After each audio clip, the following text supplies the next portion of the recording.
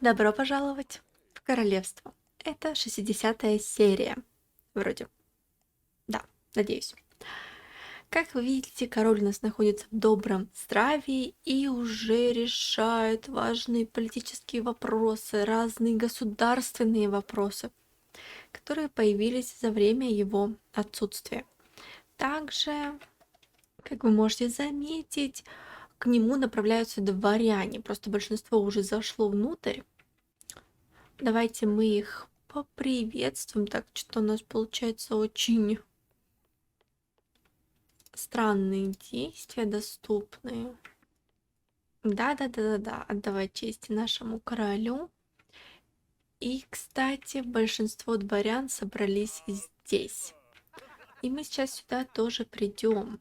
Да, прям вот тут, вот в этом кабинете. Не все они переоделись. Ребятки, у нас тепло, в принципе, переодевайтесь. Так, поговорим с Бьорном. Тут что мы испытываем? Первое впечатление — хороший человек. Хе-хе-хе. Дело в том, что за время отсутствия короля я его временно убрала из клуба лорда Симстрели, поэтому сейчас я хочу, чтобы его приняли обратно. И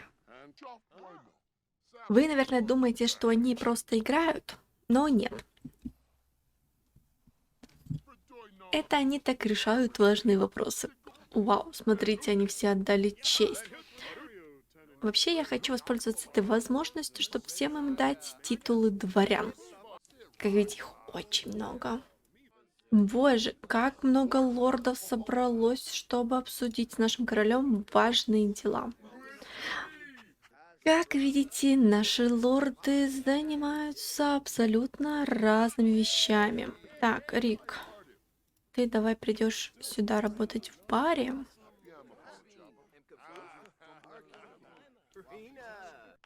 Значит, я хочу сейчас всем им даровать титулы. Ох уж эти сложности. Дать титул. Давай. Такая тишина резко.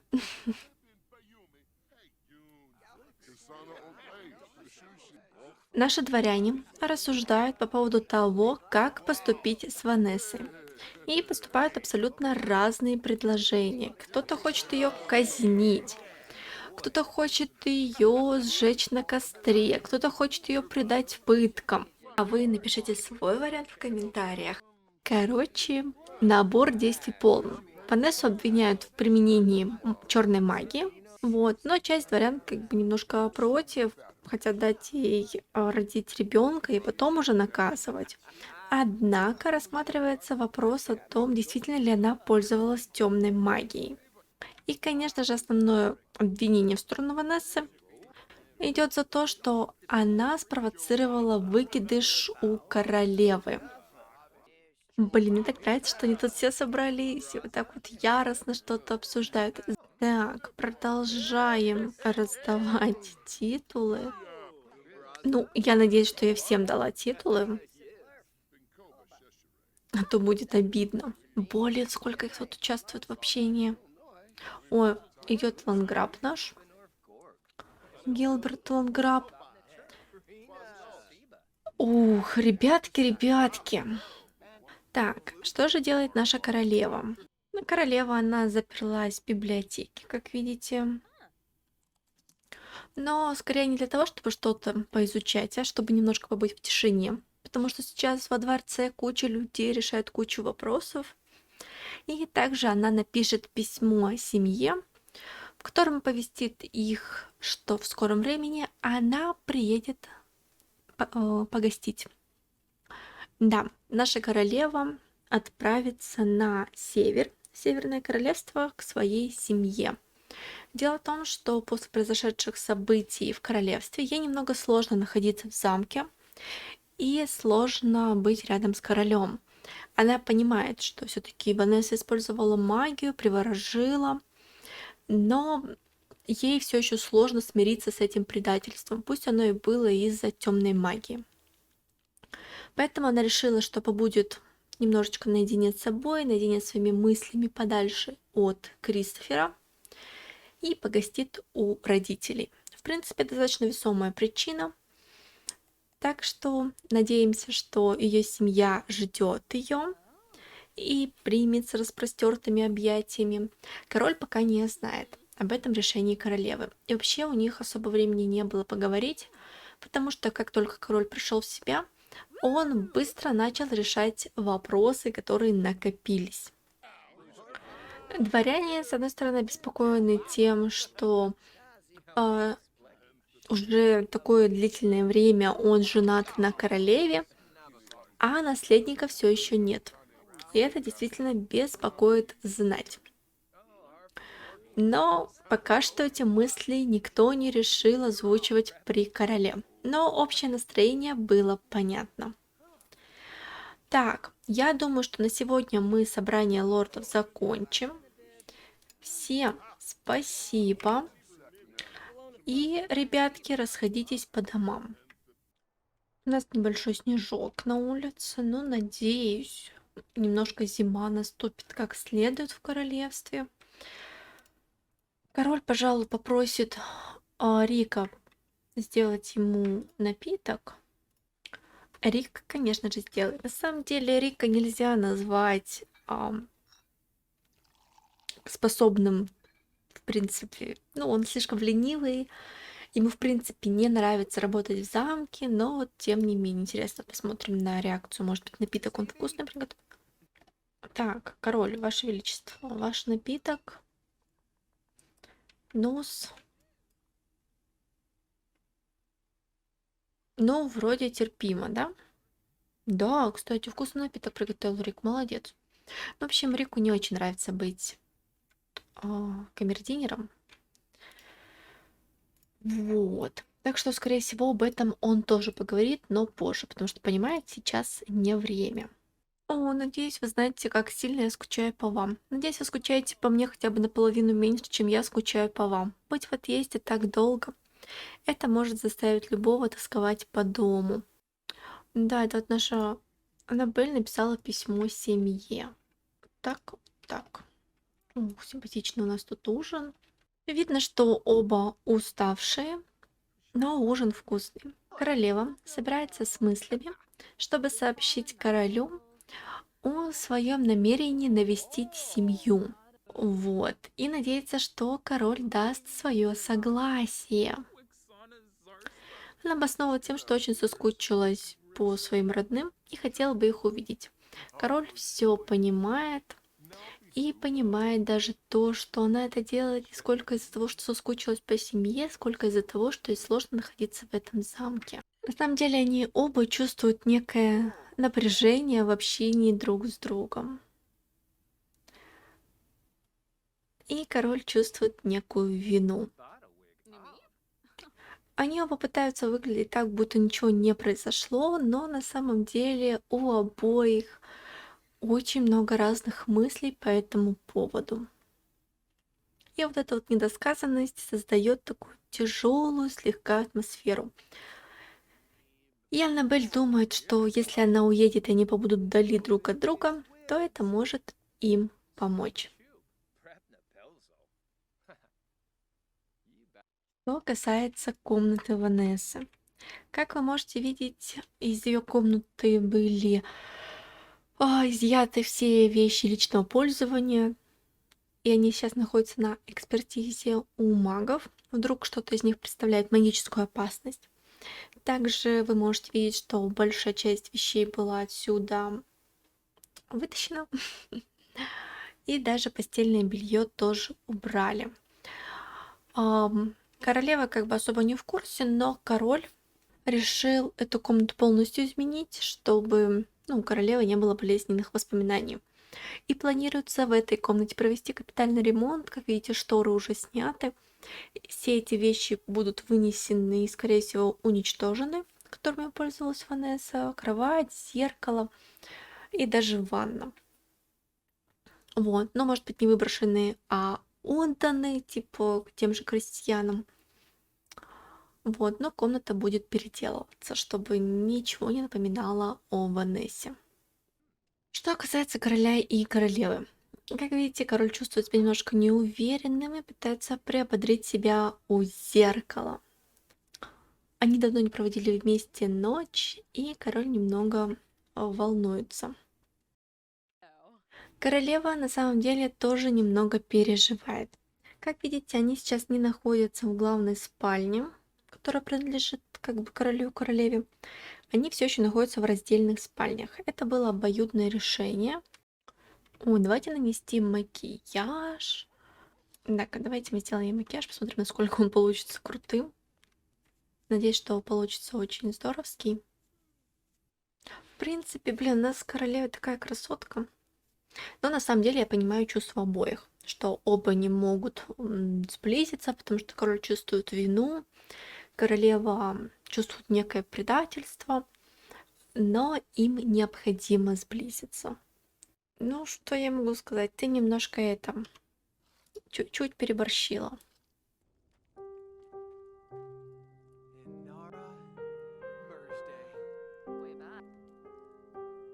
Дабы разрядить обстановку, король предложил королеве станцевать медленный танец. Конечно, музыки нет, но вот они танцуют под звуки костра. Король искренне сожалеет о том, что произошло с Ванессой, и он ни в коем случае не хотел причинить Аннабель боль. Он ценит и любит Аннабель и надеется, что она это помнит и когда-нибудь сможет его простить. И, конечно, вины короля нет, потому что он был под действием любовного зелья и заклятия, но чувство вины это не отменяет.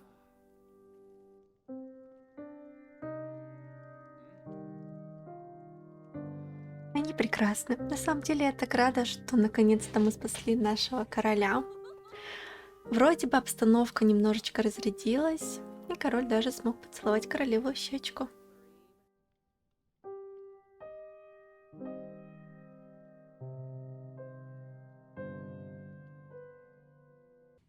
Вдруг Аннабель попросила Кристофера остановиться. Что-то не давало ей продолжить.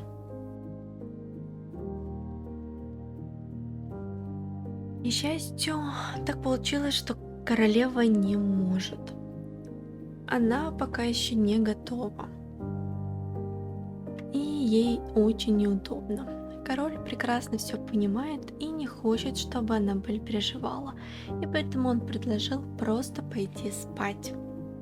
Король нежно обнимал свою жену, пока Аннабель горько плакала. Это был тот самый момент, когда она наконец смогла выплеснуть все чувства, которые гложили ее, все эмоции, которые накопились за то время, пока король был под действием чар. Кристофер это прекрасно понимал, поэтому он молча гладил ее по голове, пока Аннабель плакала. Он нежно шептал ей слова любви и извинялся за то, что причинил ей столько боли, пусть и неосознанно. Королю и королеве еще многое предстоит преодолеть. И в эту ночь они спокойно уснули рядом друг с другом. Пока король и королева мирно спали в комнате наверху, прислуга уже вовсю готовилась к завтраку. Как видите, Мелинда, она занимается тем, что накрывает стол. Элеонора уже почти доготовила завтрак. Вообще надо и остальную прислугу разбудить. Так, и надо, наверное, заварить чай. Давайте сделаем красный чай. Так, в принципе, ты можешь прийти, покушать. Король и королева, в принципе, проснулись. Ну-ка, что он тут хочет сделать? Его поцеловать.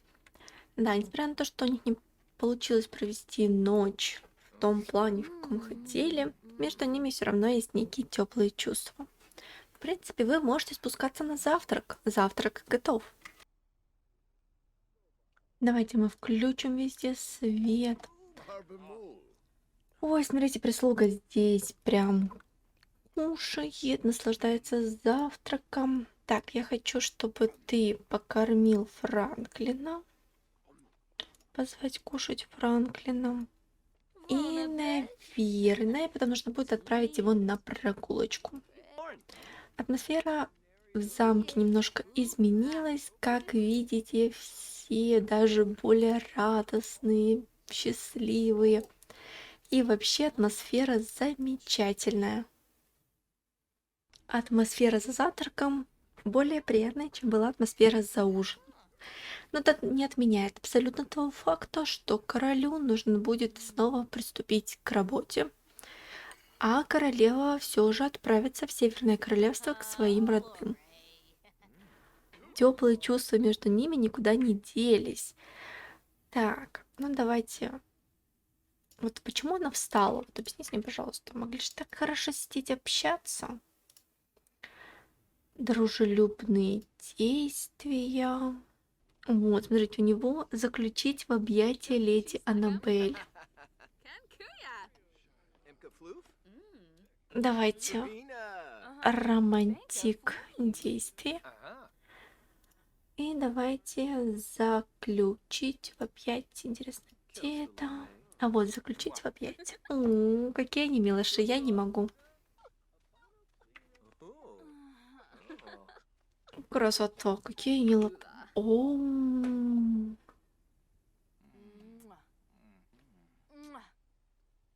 да, напряжения какие не было.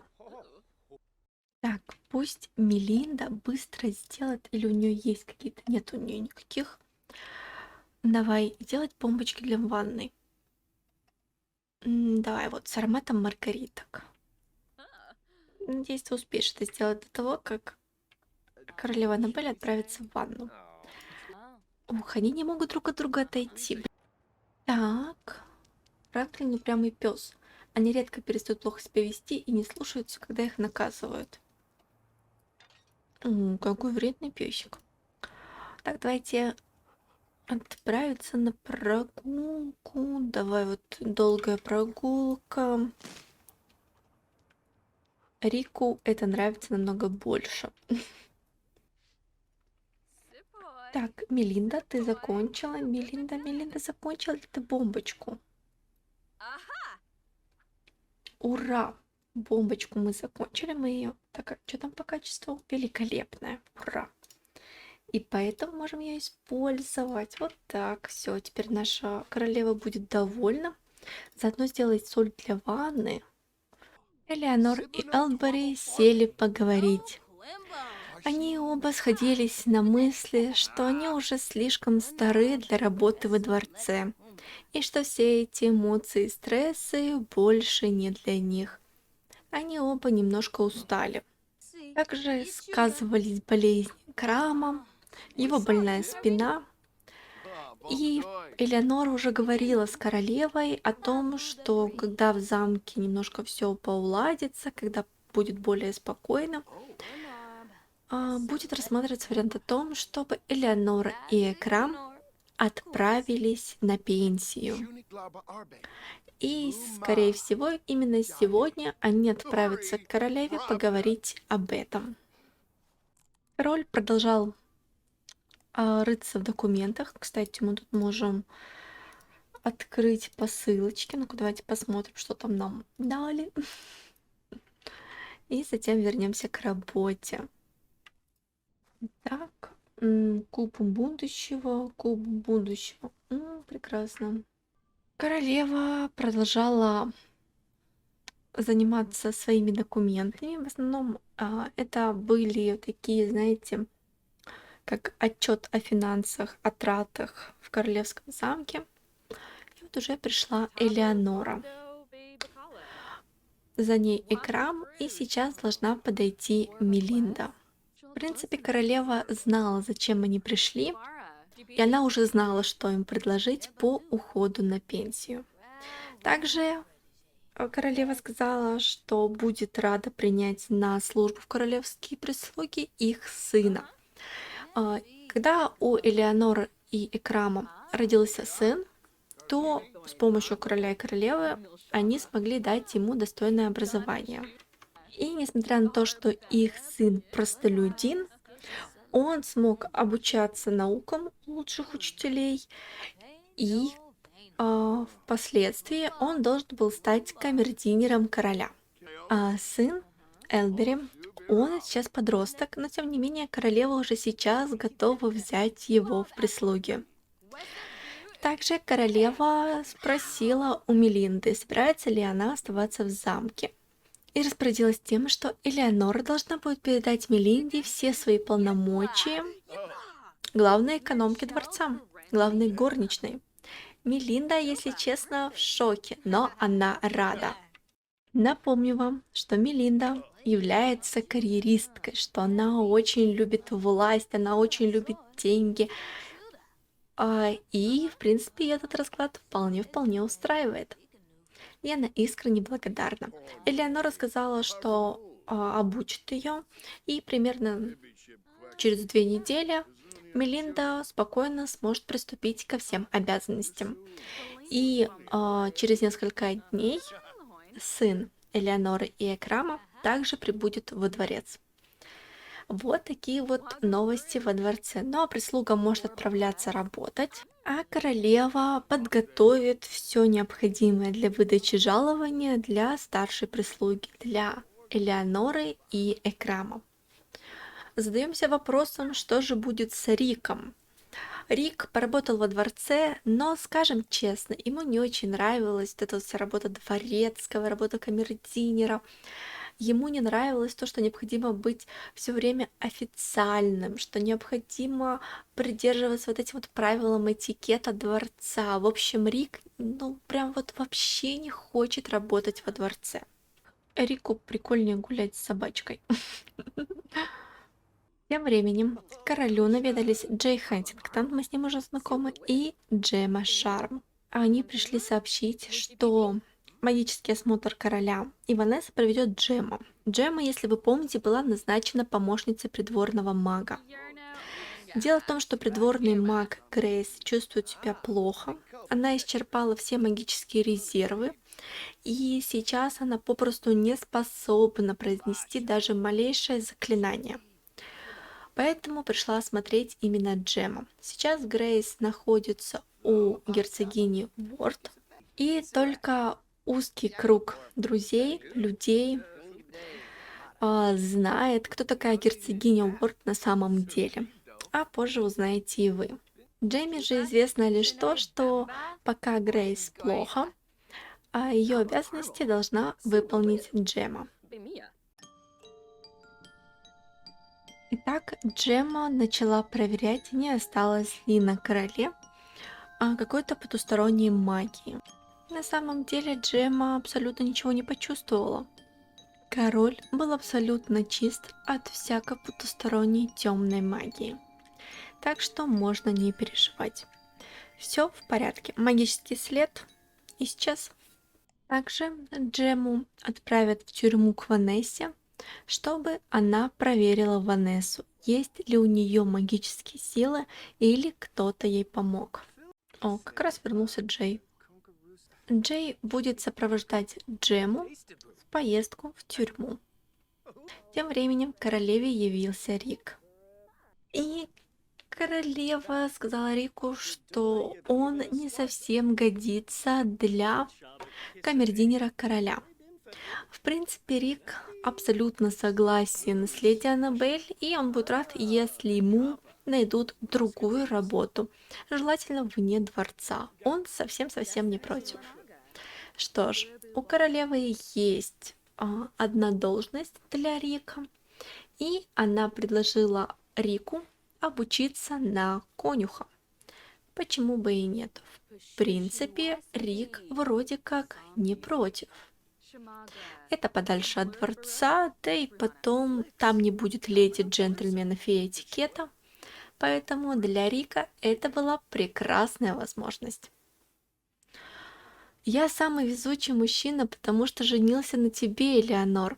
Надеть обручальное кольцо было лучшим решением в моей жизни.